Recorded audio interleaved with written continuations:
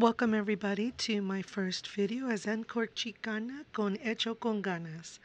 Today I'm going to go ahead and share with you making some Disney ears, some Bambi ears that my daughter wanted for me to make for her. So these are some photos of some ears that I've already done, and special shout out to all the wonderful people on YouTube that have helped me along my journey. So welcome to Encore Chicana, and let's make some Disney ears. I'm going to put in the description down below all the links of the products that I've used. And we're going to get started by using one of the templates that I had purchased by one of the YouTubers of cutting out the template for the fabric.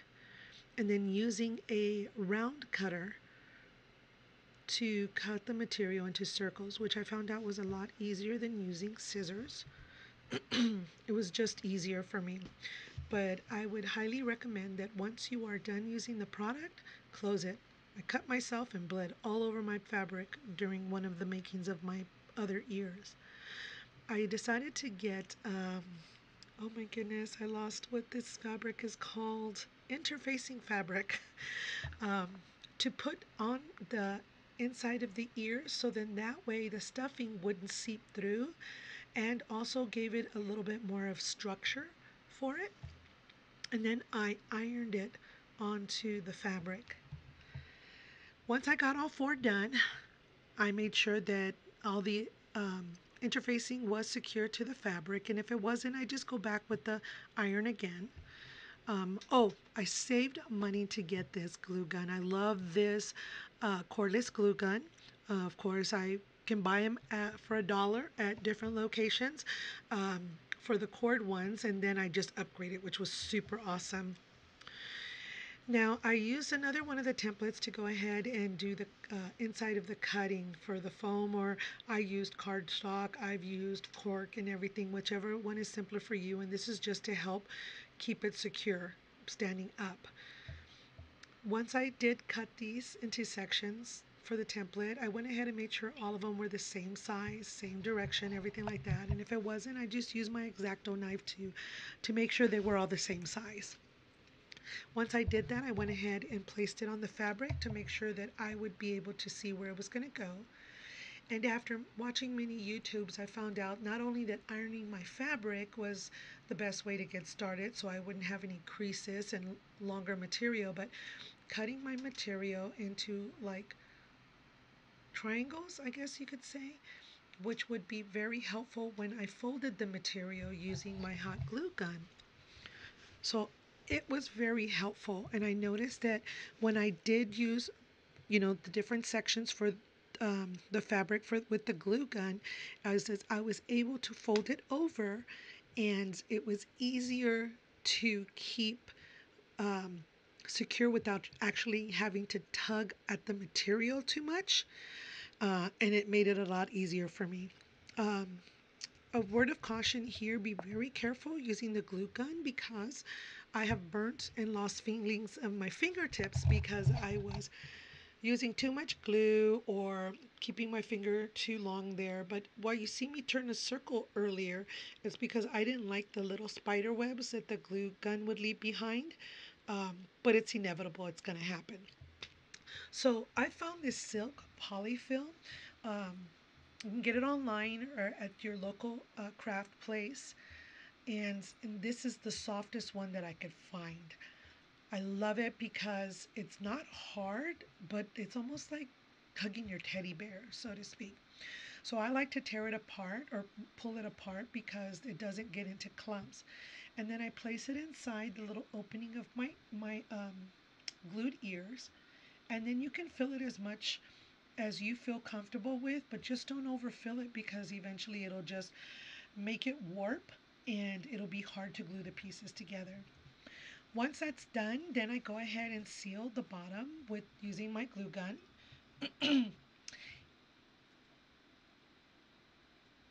And once I've gotten that secure and done, then I get the two together, make sure they fit okay, nothing's sticking out or anything like that. Then I actually add the glue to the back, only on the facing part of the cardboard or cork board or whatever foam you're going to use on there. because if you put it on the material, it's going to seep through.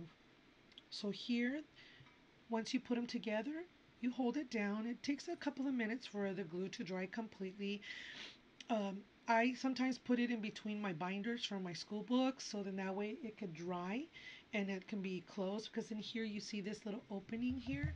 I had to make sure that I use my glue gun to hold it, and then any excessive I just picked out. Then I went ahead and ironed my material for my headband. I cut out about 16 inches, ironed it, and then I used my template for my headband so that I could trace it out with my highlighter and cut it out. I like using the clear here because then I can see where my material, ¿cómo se dice? Dibujos, photos, the photos of pictures of the fabric that I'm using is going to be able to show on my bandana, or not bandana, I'm sorry, my headband. Use a little bit of glue, as little as possible. Trust me, it goes a long way to adhere the fabric to your headband. And then tug at it, but don't tug at it so much, because then what you'll end up doing is warping your headband to close more than it should. And don't worry about one side being longer than the other. If you feel that one side is longer, just cut a little bit off of it, because you'll see here this one's shorter and this is a little bit tugged in longer. And then give an idea of how it's going to close the fabric. One thing that I did is the same with my ears, is I cut them into that little triangle. Don't cut the triangle and meet in the top, just cut it to the side to where they almost meet up front or on top. Then I just carefully glue, just very little in small sections, because I too learned the hard way, and then watching other YouTubers give me advice to take my time doing this. This is actually elapsed time. I think it's like 8 times faster than I normally did. I think this took me a total of 3 hours to do, because I just get up and do laundry or watching TV, or I play with my little female boxer that I have here.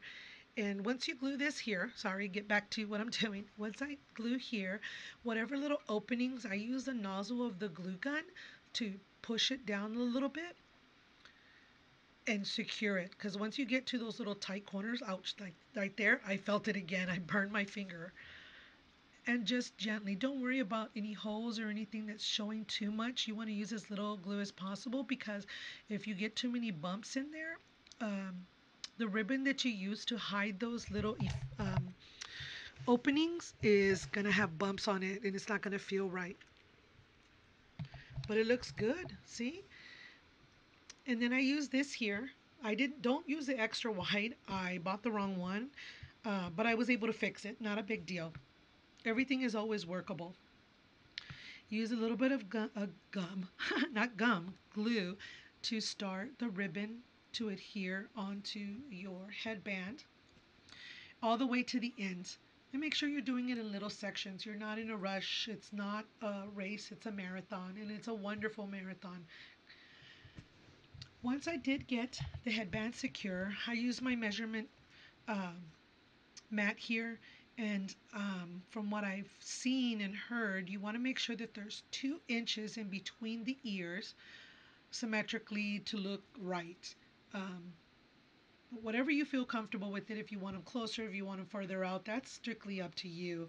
I don't think any way is wrong. I just think that if you enjoy making your crafts, your handmade crafts, and it's for your family, your friends, then your beauty and crafting is yours, you know. So here you just hold the glue on the ear onto the headband, and it takes just a few minutes to adhere to the headband.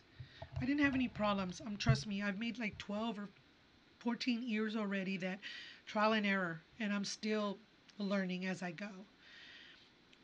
And once I put it back to measure it, I went ahead and put some more glue on there and let it sit for a millisecond, and made sure that my little spider web things were gone. Then I went ahead and pressed gently. I know it looks like I'm holding it like for dear life, but I'm not, promise. The cool thing is that once you move it around, if you see that it's too far back or too far front, the glue is still not set, that you can move it around a little bit, because I had to do that with one of the ears in my other ears that I had previously made.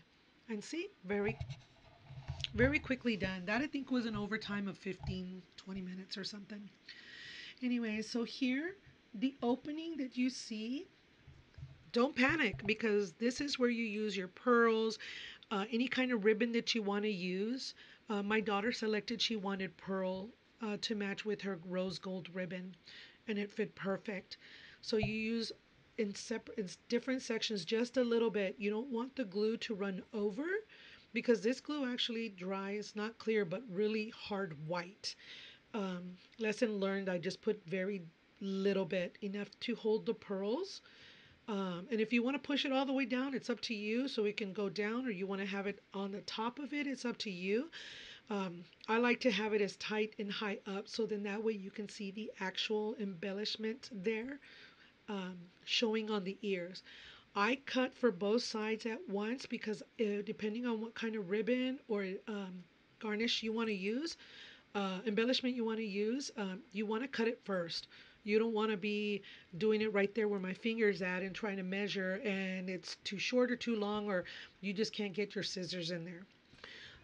I try to buy and get felt separately, individually, because sometimes when you buy the big bag, it's just multiple colors and colors that I'm not using, and I waste them.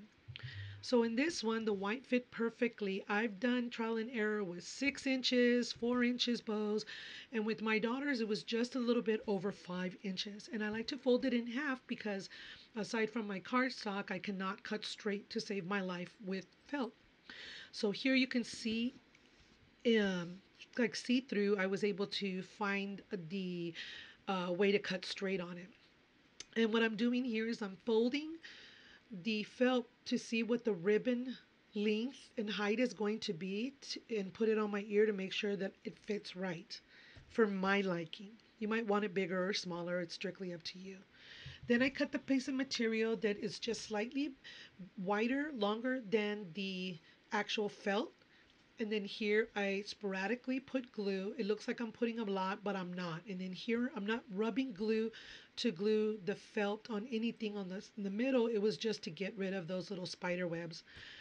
I did use a piece of material from this glitter material, because it burns your fingers. It's very, you can still see the see-through of the white fabric or the felt. See-through in it, and it does burn your fingers. Trust me, I've lost feeling in my fingers that lasts just a little bit, but it's worth it. So again, I'm dabbing it here so I don't burn my fingers. In this part here, be careful, don't cut your fingers.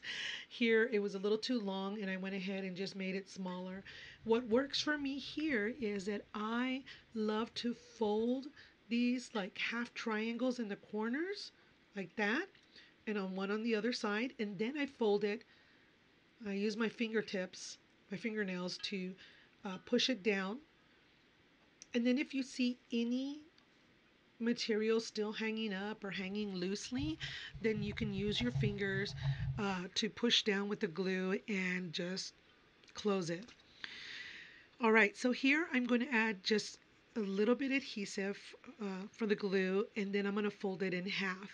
I've done it where I folded it not in half, but in a little bit too short, but it's okay. It works out. To me, there's no mistakes. It's just your own creativeness coming out. So you can pause the video. You can rewind the video. I know I've watched a lot of YouTubes where took me, I think, 6 hours to watch over and over again a 14-minute video of one of the YouTubers that was showing me how to make this kind of a similar bow. All right, so here you fold it in half, then you bring it forward. I like to press down so it could give it some creasing. And then, if the reason I say use a little bit glue, because through trial and error, I put too much glue sometimes, that I had to like knot it down like with a meat tenderizer, because it was so thick. I needed to break it off so it could lay flat, because it was just bulging out too much. It was hard. And then I ruined a lot of my bows that way too. I seen in another YouTube, yes, you're seeing this right. I did use a rubber band. If you want to, once you put the rubber band here and fit it to your liking, and once you hot glue the middle here, like what I'm doing here, once you glue that, you can go in there with your scissors and cut the rubber band and then pull it out. I haven't tried that yet, but that was one of my thoughts. I'd hate for the glue not to be completely dried and then the whole bow comes apart. But here I got a piece of material. I eyeballed it. What I like to do is cut longer than a shorter piece because you can always cut down. Because once you cut it short, if that's the last piece of your material, you're going to have a hard time trying to figure out what's going to best work in your ribbon. But again, it's not a mistake, it's just you being creative.